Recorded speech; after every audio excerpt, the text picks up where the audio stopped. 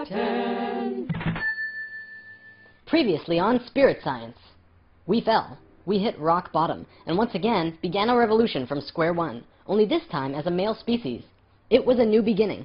Eventually, humankind had re-evolved to a state where they could understand new information, and the Nacals gave us a boost into civilization. Egypt and Sumer were born.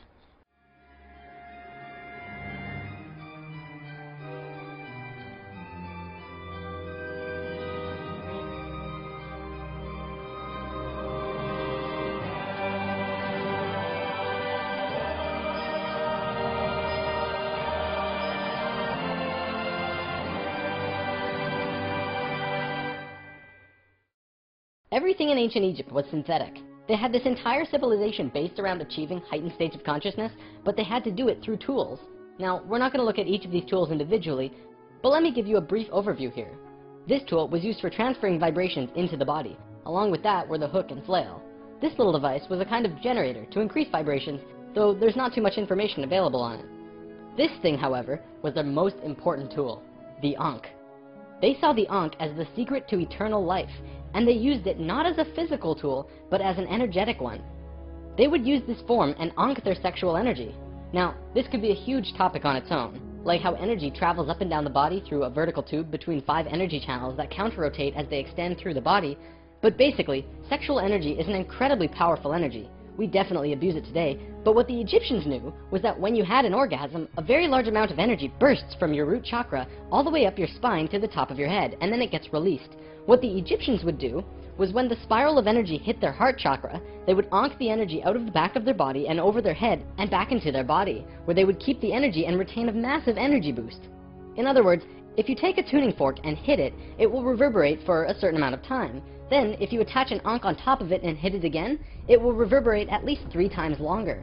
The Egyptians were doing this with their bodies. Moving on, when Atlantis was first formed, the Nacals set up something called a mystery school. This is a special type of school where you learn about consciousness, and you learn different aspects of expanding your own consciousness, and eventually getting to a place where you become immortal. It usually took a very long time to achieve this state, and that's why there were only about 1,000 Nacals in comparison to the millions of Lemurians at the start of Atlantis.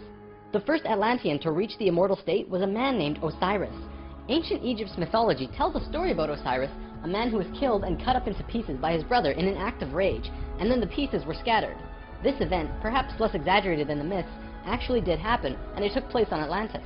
Osiris's wife and sister retrieved the pieces, and upon returning the final piece, they restored the creative energy flow and brought his spirit back into the body. Through doing this, Osiris became immortal, and he was the first immortal of Atlantis. This story is told throughout ancient Egypt on many temple walls, and I'm going to show you why. Osiris went through the 3 stages of consciousness. The first one was whole, the second was separated from itself, included physically, and the third was whole again. The Nacals used Osiris's understanding of how he became immortal as a template for how others could do it as well, only through consciousness, without needing to be cut up, of course. This eventually became what we would call the religion of Atlantis, but it was more of a deeper understanding that they were following. This template was also used in Egypt, which we will look at now. Through this stair-step evolution, we began to change from the first level of consciousness into the second. Before the fall, we had incredible memories. It wasn't this vague recollection that we have now, but today we might see it as full-tilt 3D holographic memory. After the fall, we still had a photographic memory and could share these experiences with each other, which is called dream time. It is what the Aborigines of Australia still have today. Through the introduction of writing, however, we began to change from the first level of consciousness into the second. We lost our incredible memories and became very separate from each other and ourselves. Thoth was the one who introduced writing, and if you look at ancient Egyptian culture, it even says, Thoth brought writing to us, as well as many other things. Now that we were in the second level, over time, things began to change, and a very serious problem developed, which if it hadn't been solved, it would have caused a major catastrophe in our own near future. Basically, in Egypt, the Ascended Masters had used Osiris's genetic coding of changing chromosomes to show others the path of ascension. They developed a system of 42 and 2 gods, with a lowercase g. They were actually called Neters. Most will recognize this one. His name was Anubis. There were 42 and 2 Neters who were representative of human chromosomes. Each one of them showed a specific pathway of life or human experience, and people would follow these understandings to learn more about their life or their own reality.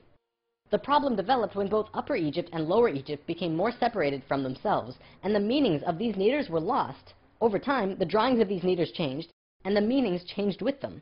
People had no idea what they meant. Then it got worse, when the Egyptian king Menes merged Upper Egypt and Lower Egypt into a unified country. Menes also merged the belief systems, so now you had 88 gods that people were fighting over to decide who was really God. This was an issue because now they had people not knowing what to believe, completely lost, separated from their understanding of their own divinity and God. Things became separated further, people fought over which gods were really gods. Today we look back and say, wow, they thought there were so many gods, when really, this wasn't the case at all. Even with the help from the Tat Brotherhood, we just couldn't get it right. There was one short period of Egyptian culture that most historians don't really understand. As it's written in ancient texts and hieroglyphs, for 17.5 years there was a bizarre new ruler that completely changed how Egypt was run. And his name was Akhenaten. Before him, there were only kings. Akhenaten was the first pharaoh, which meant that which you will become. He was also, believe it or not, 15 to 16 feet tall, at least that's how he was always depicted, and had an elongated skull. Both of these aspects are related to Christ consciousness. Akhenaten abolished all previous understandings of God and tried to instill a one-God understanding in everyone. After 17 years, the majority of Egyptians revolted and Akhenaten was killed, soon to be replaced by someone else, returning to the old system. What actually happened? To correct the problem, Thoth got the help from Ai and Tia, who were the first immortals from Lemuria, and got them to mate interdimensionally to conceive a Christ consciousness being. Thoth said that he worked with the previous kings of Egypt to help achieve this, and Egyptologists find that Akhenaten came completely out of nowhere.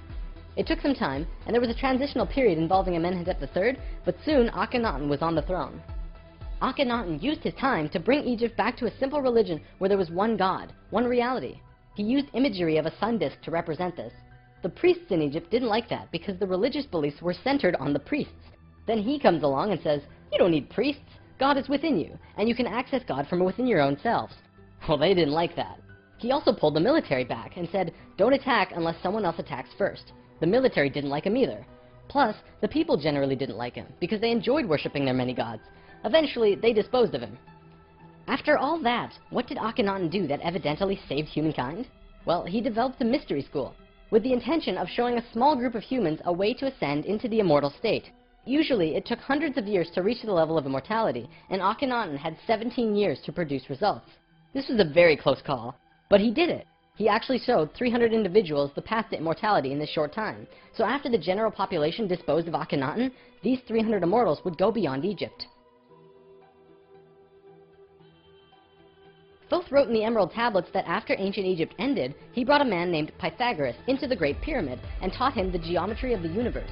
That man then went on to found Greece, which was originally built upon schools for teaching geometry and the Platonic solids and all of that stuff. Thoth lived a lifetime here as well, where he was known as Hermes Trismegistus. Akhenaten's immortals became a group called the Essene Brotherhood. They first migrated to a place called Masada in Israel. Even today, Masada is known as the capital of the Essene Brotherhood. Now get this. In this brotherhood, there were two people in particular, a man and a woman. You might have heard of them. Mary and Joseph? See, it was part of the Ascended Master's plan that they would bring in a being who would show the pathway to Christ consciousness. He would come to Earth as a second-level being, a regular Joe, and achieve Christ consciousness through the course of his life. Then, the ascension process, the transitional experience from the second to third level, would go into the consciousness grid that was still being formed. He was able to transition because he was originally from these higher levels. That man is known today as Jesus, although his name at that time was Yahshua ben Hur. If Yahshua had not shown up, we would not have had that ascension experience available to us today. None of us would be aware that these higher levels of understanding even existed, and we would destroy ourselves. According to what Thoth said, Mary and Joseph mated interdimensionally. Mary could have been a virgin, physically, but she mated with Joseph in a way that would allow a soul from a higher reality to come down to Earth and have a human experience. Usually, this is impossible to do otherwise. Through Yahshua's work, he came here just like us, a total human being, but he went through these three important stages: final death, resurrection, and ascension, and gave us these experiences so that we could access them down the road. Now, as we all know, the story of Jesus has a missing piece. He was a child, disappeared for some time, and then showed up again when he was 30. In a book called The 18 Absent Years of Jesus Christ, the leading theories about where he went was actually out east to either the Himalayan or Tibetan mountains, where he became an enlightened guru. He brought his teachings back to the world after that. If you remember from part 1, the Kundalini of the planet was residing in Tibet at that time. They were very spiritually adept people living there, and remain so today. Now, on the topic of Christ, there's something else I'd like to bring up: the Lord's Prayer. Today, we know this as the only prayer that Jesus taught, but did you know it's actually a geometric prayer meditation? A man named Bodie McCoy spent over 20 years working with this prayer and analyzing it with sacred geometry, and has discovered some incredible synchronicities. In his book, Live the Promise, he explains how the original prayer, not the extended version mind you, has 7 segments or thoughts, which align perfectly with the 7 chakras as well as the 7 original branches of yoga. Bodhi teaches how to do this prayer meditation, as well as meditations him and his wife have developed based on the Lord's Prayer, called heart dances. It's really quite incredible to see how it all works with the pure geometries of the universe. If you wish to learn more, check out livethepromise.net. If you study Christian religion and Egyptian religion, you'll actually find that they parallel in almost every way except for the Egyptians' understanding of God. Most evidence shows that Christian religion came out of Egyptian religion, and then later they went back and discredited the Egyptians. Around 300 AD, there was a council called the Council of Nicaea, which was the syndication between the Roman political and religious authorities. Basically, the religious leaders and political leaders realized that they could unite and impose more influence on the people and control society through their unity. It's right around this time that we begin to see the manifestation of the New Testament, which was put together from scriptures and stories, some newer and some much older, which were renewed and superimposed on the life of Yahshua ben Hur, which today we know as Jesus of Nazareth. The term Christ actually stems back from much before the Bible. It comes from the word Christala, which is a word that derives from the original 7 core audible sounds of creation. When the creation of the universe occurred, the original tones were ka, ra, ya, sa, ta, ha, la. Christla actually was broken down on earth into 2 words, Christ, which soon became Christ, and Hla, which became Allah, which were broken down and changed through oral tradition. The symbol for Atlantis was 3 rings inside of the other. The inside were the Nakals, the middle ring were called Maya, and the outer ring were the Atlanteans. The Maya's job was communicating the messages from the inner circle out to the regular people of Atlantis. When Atlantis sank, the Maya took their knowledge, a crystal skull with memories of Atlantis, and their calendar, and went out to what today is called the Yucatan Peninsula, birthplace of the Mayan civilization. Their calendar is the most advanced, detailed calendar on the planet, and it has its roots in Atlantis. Over the last few hundred years, a group of people have slowly monopolized the entire world into what it is now. Today, there are 13 families that are among the richest families in the world. They have their hands in next to every organization and government and control over 95% of the money. They control our modern world from the very tippy top. Today, we like to call them the Illuminati, except that's not really who they are. The word Illuminati means enlightened ones, which was established long ago as a secret society that was focused around expanding knowledge through scientific and spiritual understandings. Secret societies were not originally bad, but rather consisted of those who just kind of got it. They understood information that the average person at that time would not accept and demonize. These societies had to be kept a secret because of the control that the church had and refuted against what they wanted to explore. This is where Freemasonry originally comes from. If you do the research on the time periods, what probably happened was that the church, who had the majority of the control at the time, probably infiltrated some of these organizations to make sure that they were not creating plans to expose information and destroy the world order that they had created. This led to the church exposing some of the societies as devil worship and blasphemous, and fear of these groups rose. Over time, many secret societies branched off by those who were corrupt or previously infiltrated by the church, and gained more control through the church and large organizations that were being established. Today, there exist 13 families around the world who pretty much own the world, with over 95% of the money and a lust for greed, power, and control. More and more information has become present lately that many of these families may have DNA that is different than the rest of the human population. It is speculated that they share DNA that was passed down from the Martian race or other species races. They contain no love or emotion and are completely power-driven. This brings us to the end of the human history story for spirit science, but of course, it's not really the end.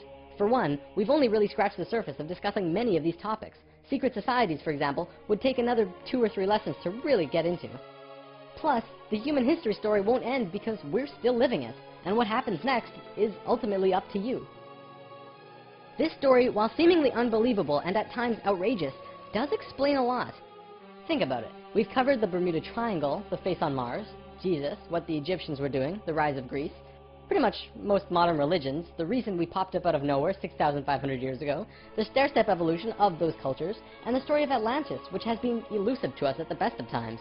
It also explains the Great Pyramids and their connection to all of the sacred sites on the planet, the Sumerian tablets, the Emerald tablets, Lucifer, and as for the Hebrews, if you read their Talmud, it actually seems to suggest that they're not from here. I'm not going to tell you to believe it, but it definitely puts some perspective on many questions and aspects about the world which we generally just don't have conclusive answers to. Take it with a grain of salt, though. After all, it is just a theory.